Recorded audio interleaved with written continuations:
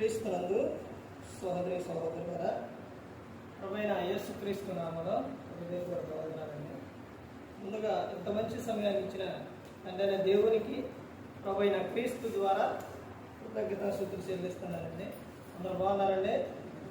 వాక్యం చదువుకొని ప్రార్థన చేసుకున్న తర్వాత పాఠంలోకి వెళ్దామండి. లూకా గారు రాసిన సువార్త 1వ అధ్యాయం, లూకా గారు రాసిన సువార్త 1వ అధ్యాయం 50వ వచనం. ఆయనకు భయపడు వారి మీద ఆయన కనికరము తరతరములకుండును. చాలండి, ప్రార్థన చేస్తాం. పరలోకమందున్న మా తండ్రి, పరిశుద్ర ప్రేమ గల తండ్రి, గొప్ప తండ్రి యెహోవా తండ్రి, అయ్యా మీ ప్రియ కుమారుడు యేసుక్రీస్తు ప్రభువారి ద్వారా కృతజ్ఞతాస్తుతులు చెల్లిస్తున్నాము నాయన. అయ్యా ఆరాధన క్రమం అంతట్లో మీరే నడిపించండి నాయన. వాక్యం బోధించుండగా వినివారు తండ్రి మంచి హృదయం తిని వాక్యానుసారంగా నడిచే భాగ్యం దయచేయండి నాయన. వాక్యం బోధించుండగా ఈ లోక సంబంధమైన జ్ఞానంతో కాకుండా మీ జ్ఞానంతో మాట్లాడే భాగ్యం దయచేస్తారని మా ప్రభువైన యేసుక్రీస్తు నామమున వేడుకుంటున్నాం తండ్రి, ఆమేన్. ప్రభువైన యేసుక్రీస్తు నామములో హృదయపూర్వక వందనాలండి. దేవుని కుమారుడు యేసుక్రీస్తు ప్రభువారు లోకానికి వచ్చిన తర్వాత పరలోక రాజ్యం సమీపిస్తుంది కనుక మారు మనసు పొందమని ప్రకటింప మొదలుపెట్టారు. అంశం: దేవునికి భయపడితే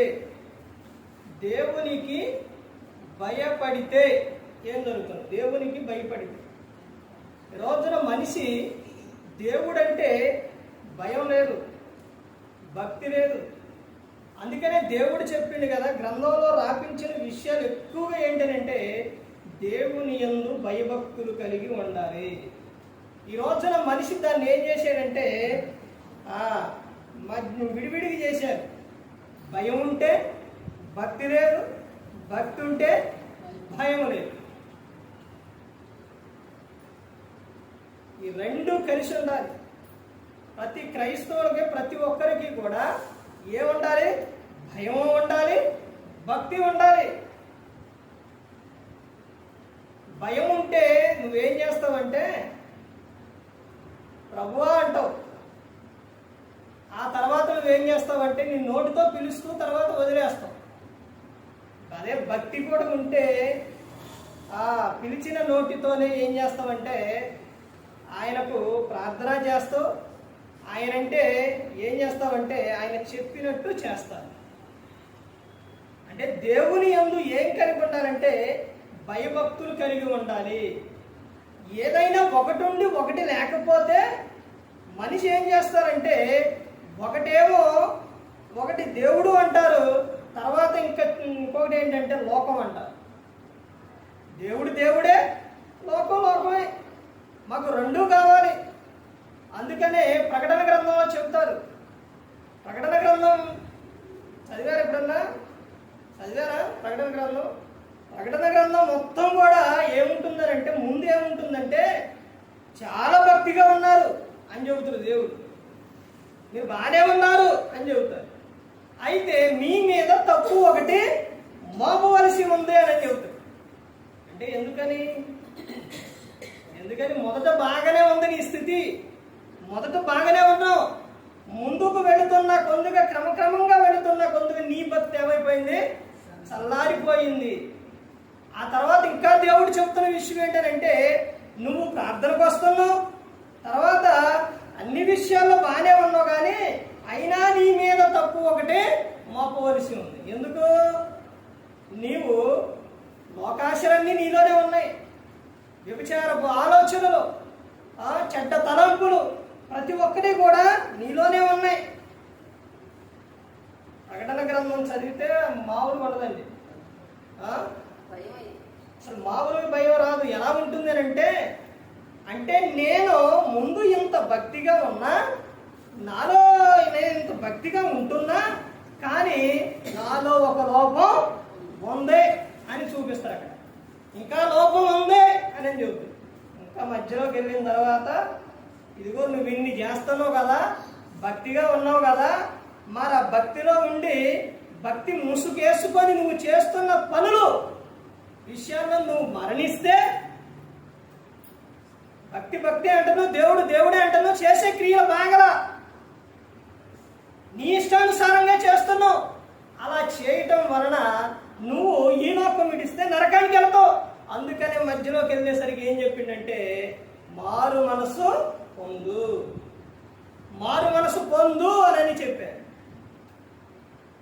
ఆ తర్వాత చివరికి వెళ్ళేసరికి, చివరి అధ్యాయానికి వెళ్ళేసరికి ఇక దేవుడు చెప్పిన విషయం ఏంటంటే, నువ్వు నీ ఇష్టానుసారంగా, ఎవరి ఇష్టానుసారంగా వాళ్ళే ఉన్నాయి.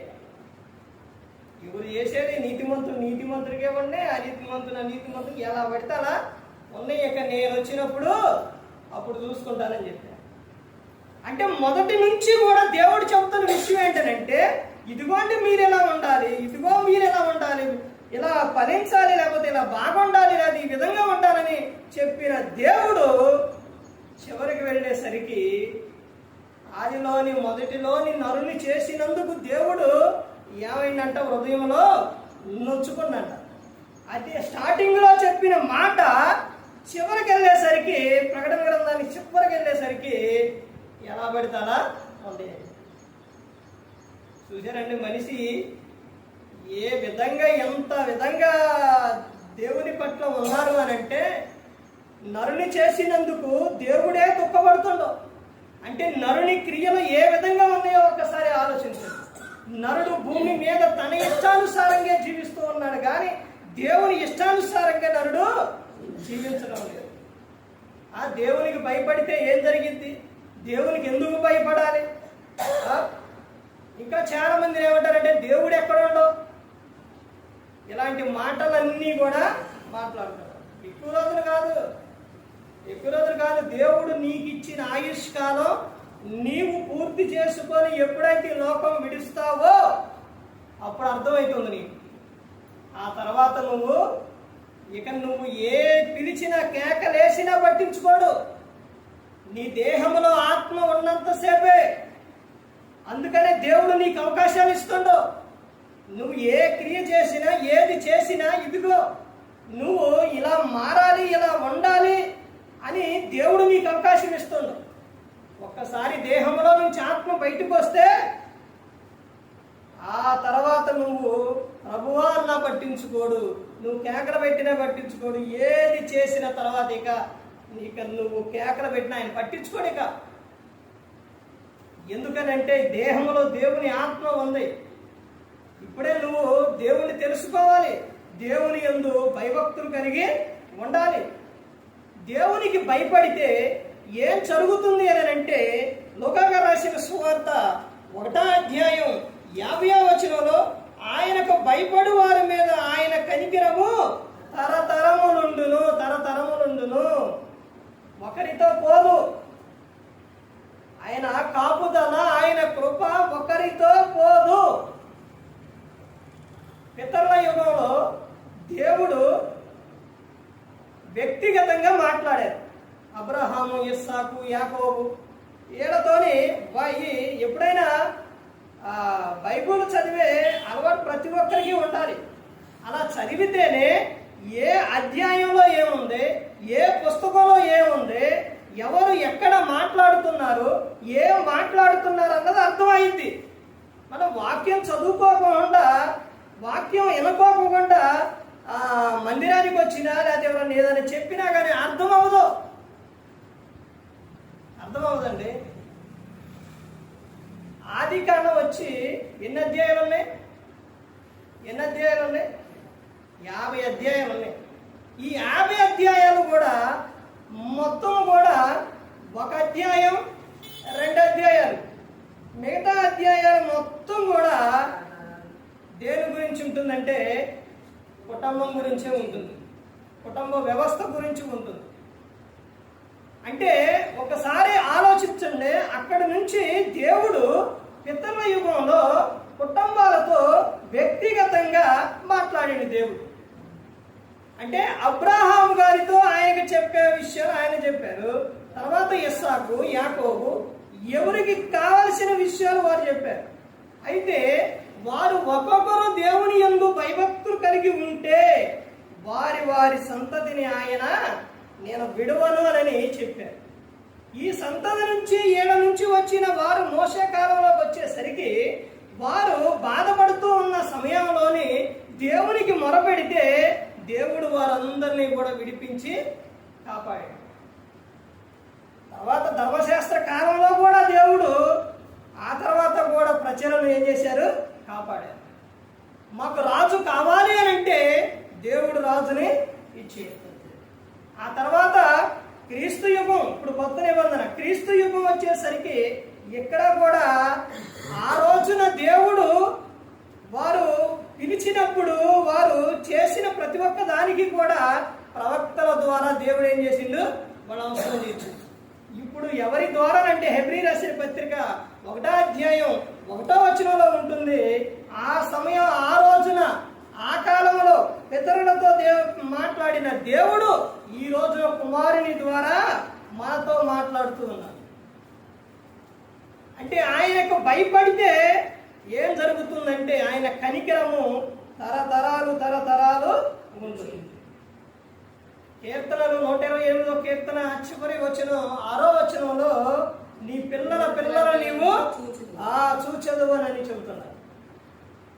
చూసారండి, ఆయన కనికరం ఎలా ఉంటుందనంటే నువ్వు దేవునికి భయపడితే నీతో, నీ తర్వాత నీ పిల్లలు, వారి పిల్లలు, ఆ తర్వాత దేవుడు అలా కనికరిస్తూనే ఉంటాడు, తరతరాలు కూడా కాపాడుతూనే ఉంటాడు. కానీ మనిషి ఇది పోగొట్టుకుంటుండు, దేవుని నుంచి వచ్చే ఆశీర్వాదం పోగొట్టుకుంటుండు. నేను ప్రార్థన చేస్తే ఏం జరిగింది? ఎందుకు భయపడాలి అని అనుకుంటున్నాను. నువ్వు ప్రార్థన చేస్తే, నువ్వు దేవునికి భయపడితే నీ నుంచి అనేకులు కూడా ఏమవుతారు? ఇంకా ముందుకున్న కాలంలోనే దేవుడు వారిని కరుణిస్తారు. అంటే నువ్వు ప్రార్థన చేయడం వలన, నీవు దేవుని యందు భయభక్తులు కలిగి ఉండడం వలన. మా మామగారు అలాగే ఉన్నారు. మా మామగారు చాలా భక్తిగా ఉండేవారు, వాక్యం చదివేవారు. అక్కడికి వచ్చి చాలా మందిని ప్రార్థన చేయించుకునేవారు. ఈ రోజున చాలా మంది చెబుతారు, ఆమె ఇప్పుడు లేరండి, చనిపోయారు. చాలా మంది చెబుతారు, ఏమని చెప్తారనంటే ఆమె వాళ్ళ మా అమ్మగారు చేసిన ప్రార్థన, ఆ ప్రార్థన ఈ రోజున ఇలా వాళ్ళని కరుణిస్తుందంటే విధంగా నిలబెట్టి చెప్పే విధంగా వెళుతున్నారంటే నేనే కాదండి, బావగారు కూడా, అంటే మా అమ్మోళ్ళ కూతురు కొడుకు అనమాట, ఆయన సేవకుడే. ఇలా ఒకళ్ళ తర్వాత వెళుతుందనంటే మన ముందున్న వారు చేసిన ప్రార్థన దేవుని యందు భయభక్తులు కలిగి ఉన్న విధానం. ఇప్పుడు నీవు దేవుని యందు భయభక్తులు కలిగి ఉంటే తరతరాలు కూడా ఆయన కనికరం మీ కుటుంబం మీద, మీ సంతతి మీద ఏముంటుంది? కనికరం ఉంటుంది తరతరాలు కూడా, దేవునికి భయపడితే. కానీ దేవుని నుంచి ఇదిగో నాకెందుకులే ఏమనుకుంటారంటే మనిషి, నాకెందుకులే, నేనెందుకు ప్రార్థన చేయాలి, నేనెందుకు దేవుని యందు భయభక్తులు కలిగి ఉండాలి అని అనుకుంటున్నారు. ఒక వ్యక్తి కుటుంబంలో ఒక వ్యక్తి తాగి తమ ఇష్టానుసారంగా జీవిస్తే ఆ కుటుంబం ఎంత బాధపడిద్ది అంటే, ఎంత చికాకు అయిపోయింది అంటే చాలా చికాకు అయిపోయింది ఆ కుటుంబంలో ఆనందం ఉండదు, సంతోషం కూడా ఉండదు. అదేవిధంగా దేవుని యందు భయభక్తులు కలిగి ఉంటే ఆ కుటుంబంలో ఏముంటుందనంటే ఆనందం, సంతోషం అనేది ఉంటుంది. తర్వాత ఇంకా ముందుకెళ్తే ఇంకా ఏమని చెబుతున్నారంటే కీర్తనల గ్రంథం, కీర్తనలు తగదు, సామెతలు చూడండి. సామెతలు 19వ అధ్యాయం, సామెతలు 19వ అధ్యాయం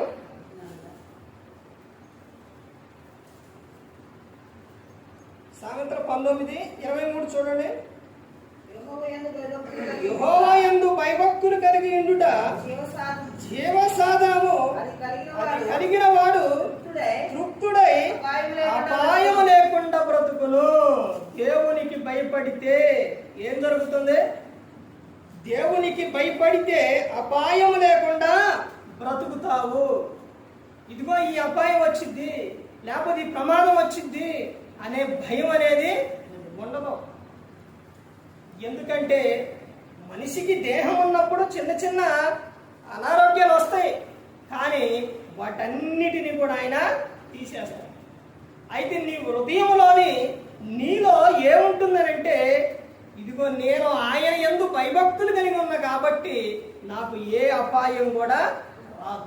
ఈ వచ్చిన ఏదైతే ఉందో, కొన్ని కారణాల వల్ల ఏదైతే ఉందో అది పోతుంది.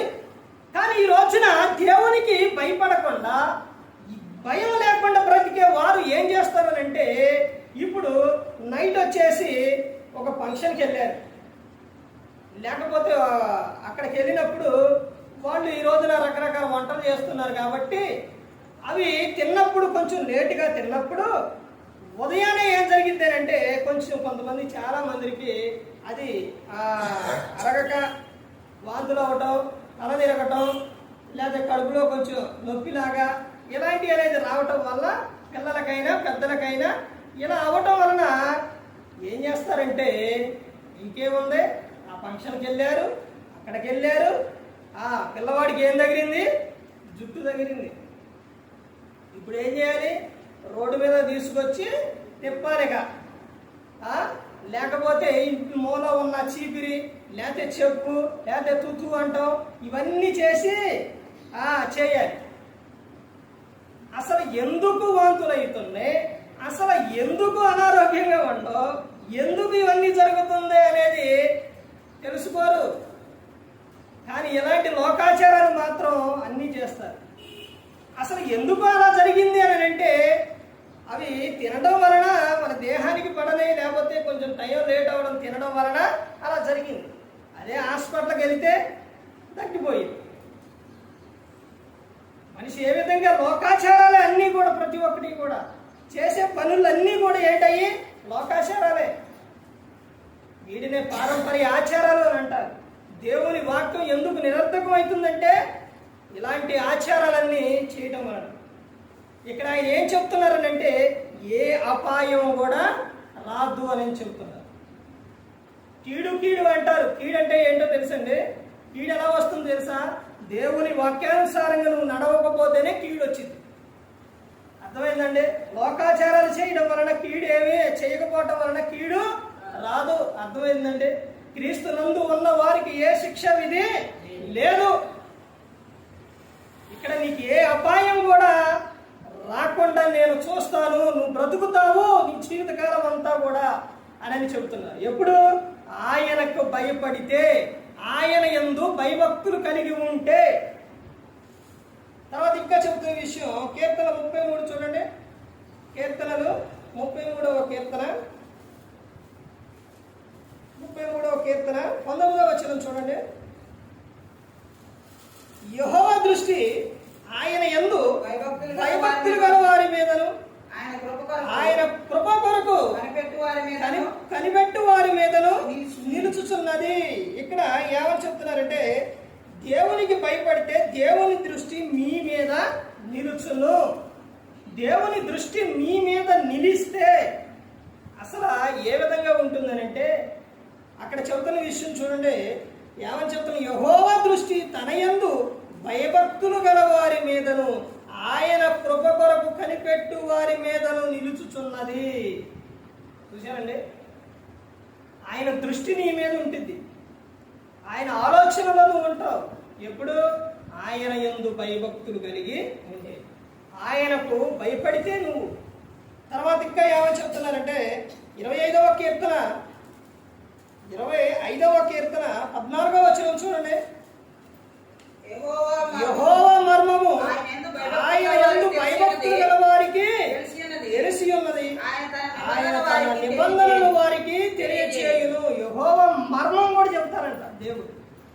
ఆయన మర్మం కూడా వారికి ఏం చేస్తుంది, తెలియబడబడుతుంది. ఎవరికి? ఆయన యందు భయభక్తులు కలిగి ఉన్నవారు. దేవునికి భయపడితే యెహోవా మర్మము ఏమని చెప్తున్నారు, యెహోవా మర్మము ఆయన యందు భయభక్తులు గల వారికి తెలిసి ఉన్నది, ఆయన తన నిబంధనలు వారికి తెలియజేయును. ఆయన నిబంధన కూడా వారికి ఏం చేస్తారంట, దేవుడు తెలియజేస్తారంట. ఆయనకు భయపడితే. ఇలాంటి ఆశీర్వాదాలు, ఇలాంటి దీవెనలో ఇవన్నీ కూడా దేవుడి నుంచి వచ్చేవన్నీ కూడా క్రైస్తవుడు ఏం చేసుకుంటాడంటే పోగొట్టుకుంటాడు. ఆయనకు భయపడితే ఇవన్నీ కూడా ఇలాంటి ఉన్నాయి. ఆయనకు భయపడకపోతే ఏ ప్రయోజనం? నాకు వేరుగా ఉండి మీరేమీ చేయలేరు అని నేను చెబుతున్నాను. తప్పిపోయిన అంటే చిన్న కుమారుడు, 2 కుమారులు ఉన్నారు తెలుసు కండి అందరికీ. 2 కుమారులు ఉన్నారు. చిన్న కుమారుడు తన ఆస్తి తీసుకొని దూర ప్రాంతానికి వెళ్ళి అది అయిపోయిన తర్వాత ఎంత ఇబ్బంది పడ్డాడండి. మరలా తిరిగి తండ్రి యొద్దకు వచ్చినప్పుడే సమృద్ధిగా దొరికింది. అలాగే మనం దేవుని యొద్దకు వచ్చినప్పుడే ఆయన కృప, కాపుదల, కనికరము, దయ అవన్నీ కూడా మన మీద ఉంటాయన్నమాట. ఆయనకు భయపడితే నీవు ఒకవేళ పొరపాటున పాపంలో పడితే దాని నుంచి దేవుడు నీ ఏం చేస్తాడో తెలుసండి, లేవనెట్టు. నీతిమంతుడు ఎన్నిసార్లు అండి? 7 సార్లు పడినా తిరిగి మరలా లేపుతారండి. ఎందుకు లేపుతారండి? నువ్వు నీతిమంతుడు కాబట్టి. నువ్వు పడిపోయి అలాగే మరణిస్తే ఏడికి వెళ్ళిపోతావు? నరకానికి వెళ్ళిపోతావు. ఆ నరకానికి వెళ్ళిపోకూడదని యేసుక్రీస్తు ప్రభువారు ఈ లోకానికి వచ్చి మన కోసం శిలువలో తన ప్రాణాన్ని పెట్టారు. అందుకని నువ్వు దేవుని యందు భయభక్తులు కలిగి ఉంటే ఆయన నిన్ను విడవడు, ఎన్నటికీ విడవడు. నీ కుటుంబాన్ని కూడా విడిచిపెట్టడు. నీ కుటుంబాన్ని కూడా ఆయన ఏం చేస్తారో రక్షిస్తారు, కాపాడతారు. ఆయన మర్మాలే చెబుతారని దేవుడు చెబుతూ ఉన్నారు. చూసారండి? ఆయనకు భయపడింది. ఇంకో విషయం చూసి ముగించుకుందాం. చూడండి, కీర్తనలో 147వ కీర్తన, 147వ కీర్తన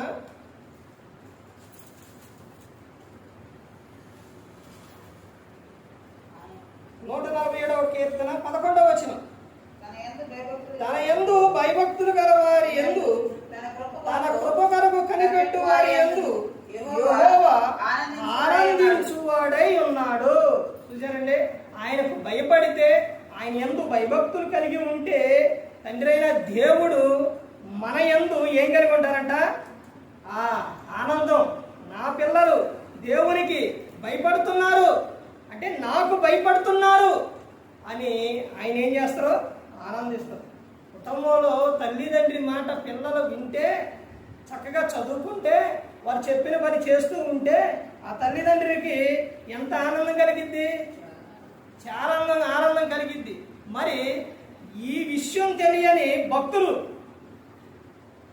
క్రైస్తవ భక్తులు, ఈ విషయం తెలియని భక్తులు ఏం చేస్తున్నారు? ఇదిగో నా పిల్లలు నా మాట వింటే నాకు ఏ విధంగా అయితే సంతోషం కలుగుతుందో అదే విధంగా నేను దేవుని యందు భయభక్తులు కలిగి ఉంటే నా దేవుడు కూడా అదే విధంగా ఆనందిస్తారు. నేను ఎలాగైతే ఆనందిస్తున్నానో ఆ దేవుడు కూడా అదే విధంగా ఆనందిస్తారు. ఆయన ఆనందపరిచే విధంగా జీవించాలని అనుకోవాలే కానీ నేను నా ఇష్టానుసారంగా జీవిస్తా, నీ పిల్లలు వాళ్ళ ఇష్టానుసారంగా జీవిస్తే నీకెలా ఉంటుంది? అసలు నీ మాట వినరు, నువ్వు చెప్పినట్టు వినరు, వాళ్ళ ఇష్టానుసారంగా జీవిస్తున్నారు. ఇప్పుడు నీకు ఎలా ఉండిద్ది? అసలు తల తీసుకొని దేనికో దానికి కొట్టుకోవాలనిపించింది. ఎంత బాధన్నా కలిగింది వాడు వినకపోతే. అదేవిధంగా మనందరినీ పుట్టించిన ఆయన మన తండ్రి దేవుడు, ఆయన ఎంత బాధపడతారో ఒకసారి ఆలోచించండి. మనం ఆయన యందు భయభక్తులు కలిగి ఉంటే ఆయన ఆనందిస్తారంట. ఈ రోజున నువ్వు చేస్తున్న పనుల విషయాల్లో ఒకసారి ఆలోచించండి. నువ్వు చేసే క్రియల విషయాల్లో నేను దేవుణ్ణి బాధ పెడుతున్నానా, ఆనందపరుస్తున్నానా? దేవుడు నా క్రియల వలన ఆనందిస్తుండా, బాధపడుతుండా అనే విషయం ఎప్పుడన్నా గమనించావా? ప్రతి ఒక్కరు కూడా తెలుసుకోవాలి. ఆయన యందు భయభక్తులు కలిగి ఉంటే దేవుడు ఏం చేస్తారంట? ఆనందిస్తారంట. తర్వాత ఇంకా ముందుకెళ్తే చూడండి, ఈ యెషయా గ్రంథం 33, యెషయా గ్రంథం 33వ అధ్యాయం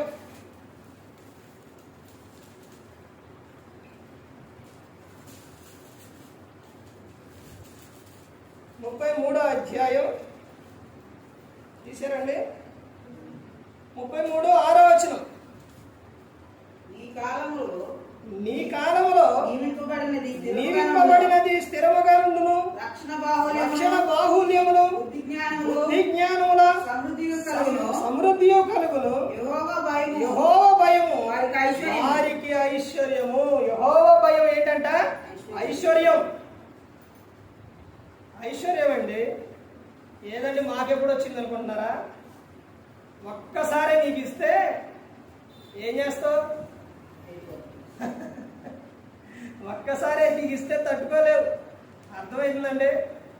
దేవుడు ప్రతి దినము కూడా మన ప్రతి అవసరం కూడా ఆయన తీరుస్తారు.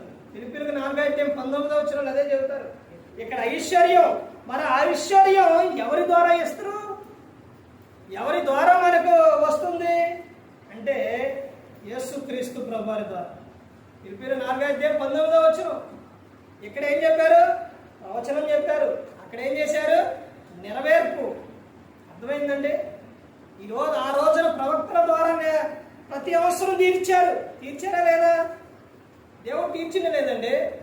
ఇశ్రాయేలు ప్రజలు అరణ్య ప్రాంతానికి వెళ్ళిన తర్వాత మాకు మన్నా కావాలి, చేపలు కావాలి, మాంసం కావాలి ఇవన్నీ అడిగితే ఎవరిని అడిగారు అంటే మోషేతో చెప్పారు. మోషే గారు ఏం చేశారు? దేవుణ్ణి ప్రార్థించారు. అవన్నీ ఇచ్చారా? అవన్నీ ఇచ్చారు. అంటే ఒక సేవకునికి చెప్పుకుంటే ఆ సేవకుడు దేవునికి చెబితే వాడి అవసరం తీరుస్తారు. ఆ తర్వాత ఇప్పుడు ఎవరి ద్వారానంటే ఎవరి ద్వారా తీరుస్తారు? దేవునికి నరునికి మధ్యవర్తి ఎవరోనంటే యేసుక్రీస్తు ప్రభువారు. యేసుక్రీస్తు ప్రభువారు. ఫిలిప్పీయులకు 4:19 కాగా దేవుడు తన ఐశ్వర్యం చొప్పున క్రీస్తు యేసు నందు మహిమలో మీ ప్రతి అవసరం కూడా ఆయన తీరుస్తారు. మీ ప్రతి అవసరం కూడా ఆయన తీరుస్తారు. ఎవరి ద్వారానంటే యేసుక్రీస్తు వారి ద్వారా. ఇక్కడ ఆయన యందు భయభక్తులు కలిగి ఉంటే ఏం కలుగుతుంది అని అంటే ఐశ్వర్యం కలుగుతుంది. సింహపు పిల్లలు లేమి గలవై ఆకలి కొనును గాని యెహోవాను ఆశ్రయించు వారికి ఏ మేలు కొదువై ఉండదు అని చెబుతున్నారు. అంటే సింహము అడవికి రాజు. ఆ రాజు పిల్లలే ఆకలి పడ్డాయంట ఆహారం దొరక్క. కానీ దేవుణ్ణి ఆశ్రయించే వారికి ఏ మేలు కూడా కొదువదు. నా జీవితంలో దేవుడు నాకు మేలు చేయలేదు అన్నోళ్ళు ఎవరైనా ఉన్నారా? భూమి మీద పుట్టిన ప్రతి ఒక్కరికి మేలు చేసింది దేవుడు. ప్రతి ఒక్కరికి చేశారు. ప్రతి ఒక్కరు కూడా తమ పాపముల చేత చచ్చి పడి ఉన్నప్పుడు ఆయన క్రీస్తుతో కూడా బ్రతికించారు. మన్నే పరలోకం చేర్చడానికే యేసుక్రీస్తు ప్రభువు మన కోసం మరణించారు. అది మేలు కాదా? ఈ లోకంలో నువ్వు ఎంతకాలం ఉంటావు? దేవుడిచ్చిన ఆయుష్కాలం అంతవరకే. తర్వాత శాశ్వతమైన కాలం ఉంది. యుగాలు తరతరాలు ఆయనతో పాటు నువ్వు ఆనందం సంతోషంగా ఉండాలనే యేసుక్రీస్తు ప్రభువు నీ కోసం నా కోసం ఈ లోకానికి వచ్చి మనందరి కోసం శిలువలో ఆయన మరణించారు. అది మేలు కాదా? మేలు కాదండి. ఒక గంట కాదు, కాళ్ళు ఏదన్నా ఒక చిన్న ముళ్ళు కానీ ఏదైనా దెబ్బ తగిలింది ఎలా ఉంటుందండి? అదే యుగాలు అగ్నిలో కాలుతూ ఉంటే ఎలా ఉంటుంది? భయంకరంగా ఉంటుంది. ఆ అగ్ని ఆ నరకానికి వెళ్ళిపోకూడదనే యేసుక్రీస్తు ప్రభువారు మన కోసం లోకానికి వచ్చి శిలువలో తన ప్రాణాన్ని పెట్టారు. ఈ త్యాగం, ఆయన చేసిన త్యాగం ఎవరు గుర్తు పెట్టుకుంటున్నారు? ప్రతి ఒక్కరూ గమనించుకోవాలి. ఆ త్యాగం ఎప్పుడు కూడా గుర్తుకు రావాలి మనం. తర్వాత ఇంకా ముందుకెళ్తే ఏమని చెబుతున్నారు అంటే, తర్వాత కీర్తన గ్రంథం 145వ కీర్తన గ్రంథం 145వ కీర్తన 145 19వ తన యందు భయభక్తులు గల వారి కోరిక ఆయన నెరవేర్చును, వారి మొర ఆలకించి వారిని రక్షించును. తన యందు భయభక్తులు గల వారి కోరిక ఆయన నెరవేరుస్తారు అని నెరవేరుస్తారు. దావీదు గారు ఆయన చేసిన తప్పు ఒకటే, బత్షెబతో తప్పు చేసిన తర్వాత దావీదు గారి దేవుడు అడిగిన విషయం ఏంటో తెలుసండి? దావీదు, నీకు కావాలంటే నీకు స్త్రీనే కావాలంటే నువ్వేం చేయాలి? మరగాల్సింది. నీకు అది వరకు ఆయనకు భార్యలు ఉన్నారా? ఉన్నారు. మరి నాకు ప్రభు ఇంకా ఇంకొకటి కావాలి, ఇంకా కావాలంటే ఆయన ఇచ్చేవాడు. కానీ ఆయన ఏం చేసిండు? ఆయన ఏదైతే చేయొద్దు, ఇది చేయొద్దు అందో అదే చేశాడు. ఏంటి? నీ పొరుగు వానిది ఆశించవద్దు, పొరుగు వాని భార్యను ముట్టవద్దు అని దేవుడు ముందు ఎప్పుడు నిర్గమకాండం 20వ అధ్యాయంలో ఉంటుంది. ఏంటయ్యి? ఆజ్ఞల్లో అప్పటికే చెప్పారు. ఆ చెప్పిన ఆజ్ఞను ఏం చేసిండు? అతిక్రమించిండు. అలా కాకుండా ప్రభు మరి నాకు ఇలా కావాలనంటే ఆయనే ఇచ్చేవాడు. దావీదు గారికి వృద్ధాప్యానికి వచ్చి ఆయన యందు భయభక్తులు కలిగి ఉంటే ఆయన దేవుడు ఎలా తీరుస్తారనంటే 2 విధాలుగా వారిని రక్షిస్తారు. ఎలాగానంటే వారి మంచి మనసు ఇస్తారు దేవుడు. అర్థం చేసుకునే మనసు, పాపంలో పడని మనసు, మంచి మనసు ఇస్తారు, హృదయాన్ని. తర్వాత వారిని కాపాడే విధంగా దేవుడు చేస్తారన్నమాట. దావీదు గారు వృద్ధాప్యానికి వచ్చిన తర్వాత ఆయనకు జ్వరం వచ్చింది. జ్వరం అంటే ఎలా? చలి వచ్చింది అనమాట. జ్వరం వస్తే చలి వచ్చింది.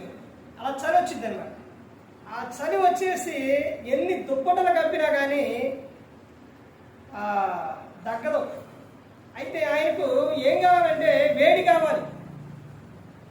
కావాలనంటే అది ఎవరి వలన అవుతుందంటే స్త్రీ వలనే అవుతుంది.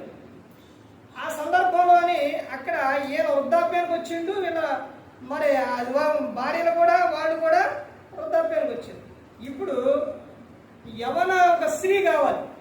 ఆ సందర్భంలో అలా వృద్ధాప్యంలో ఉన్న ఆయన దగ్గరకు యవనంలో ఉన్న స్త్రీ రావాలంటే అది ఎవరైనా ఒప్పుకుంటారా? ఎవరు ఒప్పుకోరు. కానీ ఒక యవన స్త్రీ ఒప్పుకొని వచ్చి ఆయన దగ్గరకు వచ్చినప్పుడు ఆయనకు వేడి కలిగి ఆయన ఏమైతురు? బ్రతుకుతారు. ఆయనకు చలి అనేది పొయ్యి ఏమొచ్చిందంటే వేడి కలిగిద్ది.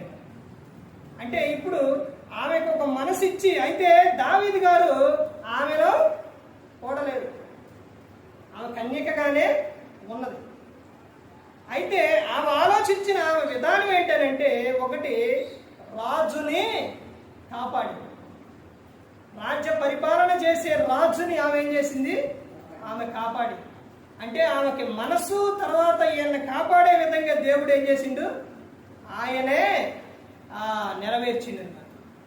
అంటే దేవుడు పాపం విషయంలో తప్ప మిగతా విషయంలో ఏం చేస్తారంటే దేవుడు నీ కోరిక ఆయన ఏం చేస్తారో నెరవేరుస్తాడు. పాపం విషయంలో పొరపాటును కూడా ఆయన ఒప్పుకోడు. నేను ఒక అమ్మాయిని చూశాను, నాకు కావాలి అంటే అస్సలు ఊరుకోడు. అర్థమైందంటే నాకు వివాహం అయింది, గర్భఫలం కావాలంటే ఇస్తారు. మరి నాకు వివాహం కొరకు నాకు స్త్రీ కావాలి, వివాహం కొరకు పురుషుడు కావాలని ఇద్దరు ప్రార్థన చేస్తే అది నెరవేరుస్తారు. వివాహం అన్ని విషయాల్లో ఘనమైనది, అది దేవుడు ఏర్పరిచింది. మార్కు సువార్త 10వ అధ్యాయం 6వ వచనంలో ఉంటుంది. యేసుక్రీస్తు ప్రభువారే చెబుతారు. అంటే ఇది ఎందుకంత చెప్తున్నానంటే ఆయన ఎందుకు భయభక్తులు కలిగి ఉన్నప్పుడు వారు కోరినది దేవుడు తీరుస్తారు. వారి కోరిక నెరవేరుస్తారు. ప్రభా నేను జీవితంలో ఇదిగో ప్రభా నేను మరి ఇలా చేయాలనుకున్నాను ప్రభా, మరి ఇలా వెళ్ళాలనుకున్నాను ప్రభా అనేది మనం ఆయనకు చెప్పినప్పుడు అది మంచిది, నీకు ఓకే, నీకు కావాలి అనుకుంటే ఆయన ఏం చేస్తారు? ఇస్తారు. ఇప్పుడు చిన్న నెలలు పాప ఉంది, ఆ పాపకి నాకు కత్తి కావాలి, బ్లేడ్ కావాలంటే ఇస్తారా? ఎవరో? ఎందుకని? పోసుకుంటారు కాబట్టి. ఇప్పుడు ఆ బాబు ఉన్నారు, ఆ బాబుకు తెలుసు కాబట్టి అడిగితే దాని ద్వారా ఏదో అవసరం ఉంది కాబట్టి ఏం చేస్తారు? ఇస్తారు. ఎందుకంటే పెద్దవాళ్ళు అయ్యారు కాబట్టి. అలాగే మనకు ఎప్పుడు ఏది కావాలో దేవుడు అది మనకు ఇస్తారు. మనం అడిగింది ఆయన ఏం చేస్తారంటే ఆయన ఇస్తారు. అయితే అది కూడా ఎలా ఇస్తారు అని అంటే దేవుడు అది మనకు అవసరమైనదే, మనకు ఉపయోగపడేదే, మనకు కావలసిందే. అంతేలే కానీ మనల్ని పాడు చేసే విధంగా ఆయన ఇవ్వడు. ఆయన ఇంకా ఏమో చెప్తున్నారు, ఇంకా ముందుకెళ్తే చూడండి, కీర్తన గ్రంథం 103వ కీర్తన 103వ కీర్తన 17వ వచనం చూడండి. ఆయన నిబంధనలను గైకొనుచు ఆయన కట్టడలను అనుసరించి నడుచుకుని వారి మీద, యెహోవా యందు భయభక్తులు గల వారి మీద ఆయన కృప యుగ యుగములు నిలుచును. ఆయన నీతి వారికి పిల్ల పిల్ల తరమున నిలుచును. ఎప్పుడుంటుందంట? పిల్ల పిల్ల తరమున ఆయన నీతి వారి మీద ఏం చేస్తుంది? నిలుచును అని చెప్తారు. అంటే ఆయన యందు ఆ భయభక్తులు కలిగి ఉన్నప్పుడు, ఆయనకు భయపడితే దేవుడు నిన్నెప్పుడు కూడా విడిచిపెట్టరు. నేనెప్పుడు విడిచిపెట్టరు. ఆయన దృష్టిలో నువ్వు ఉంటావు. నిన్ను ఎప్పుడు ఆయన తగిన సమయమందు, ఆయన బలిష్టమైన చేతుల కింద మనం అణిగి ఉన్నప్పుడు తగిన సమయమందు దేవుడు ఏం చేస్తారో హెచ్చిస్తారనమాట. ఇక్కడ ఏమో చెప్తున్నారు, దేవుని కృప మీ మీద యుగ యుగములు నిలుచును. యుగ యుగాలు కూడా ఏమిటంట ఉంటుంది. ఆయనకు భయపడితే ఏం జరుగుతుందంటే అపాయం లేకుండా బ్రతుకుతావు. దేవుని దృష్టి మీ మీద నిలుచును, దేవుని మర్మం మీకు తెలియబడు. తర్వాత ఆయన ఇంకా భయపడితే దేవుడు మిమ్మల్ని బట్టి ఆనందించును, ఐశ్వర్యం కలుగును, దేవుని కనికరము మీ మీద తరతరములుండును, మీ కోరికను దేవుడు నెరవేరుస్తారు, దేవుని కృప మీ మీద యుగ యుగములు నిలుచును. ఇవన్నీ ఎప్పుడు అంటే దేవునికి భయపడ్డప్పుడు. దేవునికి భయపడి ఉంటే ఆయన నిన్నెప్పుడు కూడా విడిచిపెట్టరు. ఎప్పుడు నుంచి అని అంటే నీవు ఆయన యందు భయభక్తులు కలిగి ఉంటే, తర్వాత నీ పిల్లలను, తర్వాత వారి పిల్లలను, తర్వాత ఇంకా ఆయన ఏం చెప్తున్నారంటే నిన్ను ముదిమి వచ్చు వరకు ఎత్తుకొని ముద్దాడతానని చెబుతున్నారు. నీకు వృద్ధాప్యంలో ఎవరు నిన్ను చూడట్లేదు, నన్ను ఎవరో పట్టించుకోవట్లేదని నువ్వు అనుకుంటున్నావా? నువ్వు ఆయనకు భయపడితే, ఆయన యందు భయభక్తులు కలిగి ఉంటే, ఆయన నువ్వు వృద్ధాప్యంలో ఉన్నప్పుడు కూడా ఆయన నిన్ను ఏం చేస్తారో విడిచిపెట్టడం. ఇదిగో నువ్వు యవనంలో నీ ఇష్టానుసారంగా జీవిస్తే, యవన కాలమందు నీ దేహంలో పాడు చేసుకుంటే, వృద్ధాప్యానికి వచ్చినప్పుడు నువ్వేం చేస్తావు? బాధపడతావు. అందుకే చెప్తున్నారు, మనుషుడా నువ్వేదైతే విత్తుతావో ఆ పంటనే నీవు కోస్తావు.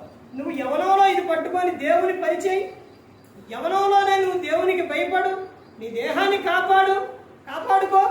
నువ్వు వృద్ధాప్యానికి వచ్చేసరికి ఎలా ఉంటావు తెలుసా? పక్షిరాజు యవనం వల్లే ఉంటావు అనమాట. దేవుడు ప్రతి అవసరం కూడా ఆయన తీరుస్తాడు. అందుకని యేసుక్రీస్తు ప్రభువు ఈ లోకానికి వచ్చి మనందరి కోసం ఆయన శిలువలో తన ప్రాణాన్ని పెట్టి ఉన్నారు. ఆనందంగా సంతోషంగా ఎల్లప్పుడూ కూడా ఉండాలని అపోస్తలుడైన పౌలు గారు అదే చెబుతున్నారు. ఎల్లప్పుడూ ప్రభువునందు ఆనందించుడి, మరలా చెప్పుదును ఆనందించుడి. నువ్వే విషయాల్లో దిగులు పడద్దు. నువ్వు నాకు భయపడుతున్నావు, నేను నీ ప్రతి అవసరం తీరుస్తాను అని ఆయన చెబుతున్నాను. ఎల్లప్పుడూ కూడా ఈ లోకంలో అంతకాలం ఎల్లప్పుడూ కూడా ఆయనకు భయపడే వారిగా ఉంటే ఆయన కృప కనికరము ఆయన దృష్టి అన్నీ కూడా మన మీదే ఉంటాయి. పిల్ల పిల్ల తరాన ఆయన కృప తరతరములు కూడా ఉంటుందండి. దేవుని యందు భయభక్తులు కలిగి పరిశుద్ధాత్మ మాట ఏంటూ హృదయ శుద్ధిని కాపాడుకుంటూ క్రీస్తుని పోలే నడుచుకున్నప్పుడు ఈ లోకం విడిచిన పరలోకానికి చేరుకుంది. మరి ఈ విధంగా నిలబెట్టి మాట్లాడించిన తండ్రి దేవునికి కృతజ్ఞతాస్తుతులు చెల్లిస్తూ, ఎంతవరకు శ్రద్ధగా ఉన్న మీకు ప్రభు పేరున హృదయపూర్వకంగా చెల్లిస్తూ మాట అందరికీ